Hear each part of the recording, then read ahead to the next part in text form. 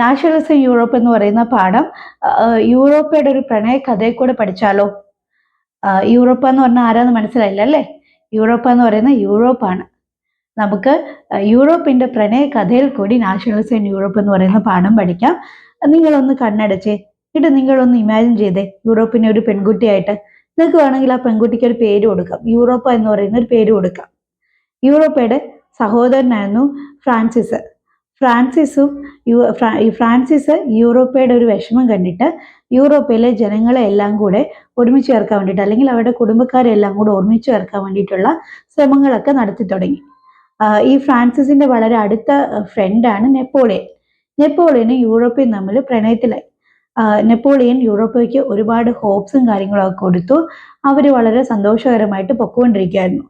അപ്പോൾ പക്ഷേ അൺഫോർച്ചുനേറ്റ്ലി എന്താണ്, ഒരു യുദ്ധം വന്നു. അതിനെയാണ് വാട്ടർലൂ യുദ്ധം എന്ന് പറയുന്നത്. ആ വാട്ടർലൂ യുദ്ധത്തിൽ നെപ്പോളിയൻ മരണപ്പെടുന്നു.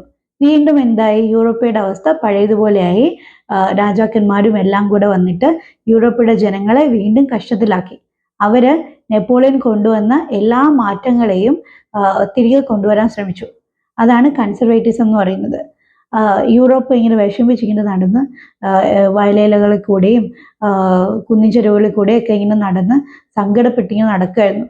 നടന്നപ്പോഴാണ് അവർക്കൊരു കാര്യം മനസ്സിലായത്, നെപ്പോളിയൻ അവശേഷിപ്പിച്ചിട്ടുള്ള ആ സ്പാർക്ക് അവിടെ അപ്പോഴും ഉണ്ടെന്ന്. ഇങ്ങനെ നടന്ന് യൂറോപ്പ് അവസാനം റൊമാൻഡ എന്ന് പറയുന്ന ഒരാളിനെ പരിചയപ്പെടും. റൊമാൻഡ പക്ഷേ നെപ്പോളിയന്റെ പോലെയല്ല. റൊമാൻഡ ഒരു കഥാകാരനാണ്, എഴുത്തുകാരനാണ്, കവിയാണ്, ഡാൻസറാണ്, മ്യൂസീഷ്യനാണ്. അങ്ങനെ വളരെ സകല കലാവല്ലഭനാണ്. ഇവർ രണ്ടുപേരും കൂടെ ഇഷ്ടത്തിലാവും. റൊമാൻഡ വീണ്ടും യൂറോപ്പയുടെ ഹൃദയത്തിൽ സ്വപ്നങ്ങൾ നിറയ്ക്കും. ഇവർ രണ്ടുപേരും കൂടെ കല്യാണം കഴിക്കും. കല്യാണം കഴിച്ച് ഇവരുടെ കുട്ടികളാണ് ഇറ്റാലിയയും ജർമ്മനിയും. ഈ ജർമ്മനിയും ഇറ്റാലിയയും വളർന്നു വരുന്നത് ഇതുപോലെ അമ്മയുടെ സങ്കടം കണ്ടിട്ടാണ്. ഇവരും എന്ത് ചെയ്യും, ഇവരും എന്താണ് അമ്മേനെ ഒരുമിപ്പിക്കാൻ, അമ്മയുടെ പ്രജകളെ ഒരുമിപ്പിക്കാൻ വേണ്ടിയിട്ട് ഇവരും ശ്രമങ്ങൾ നടത്തും. അങ്ങനെ ജർമ്മനി ആണെങ്കിലും ഇറ്റാലി ആണെങ്കിലും ശ്രമത്തിന്റെ ഫലമായിട്ട് അവസാനം എന്തായി, ആൾക്കാരെല്ലാം യൂണിഫൈഡ് ആക്കും. ഇവർക്കൊരു സിബ്ലിംഗ് ഉണ്ട്. ആളുടെ പേരാണ് ബ്രിട്ടാനിയ. ബ്രിട്ടാനിയയും ഇതുപോലെ താമസിയാതെ യൂണിഫൈഡ് ആകും. അങ്ങനെ ഈ പറയുന്ന യൂറോപ്പ് വളരെ സന്തോഷകരമായിട്ട് പോകും. പക്ഷേ അൺഫോർച്ചുനേറ്റ്ലി കുറച്ച് കഴിയുമ്പോഴത്തേക്ക് കുട്ടികളെല്ലാവരും കൂടെ അടിയുണ്ടാക്കും.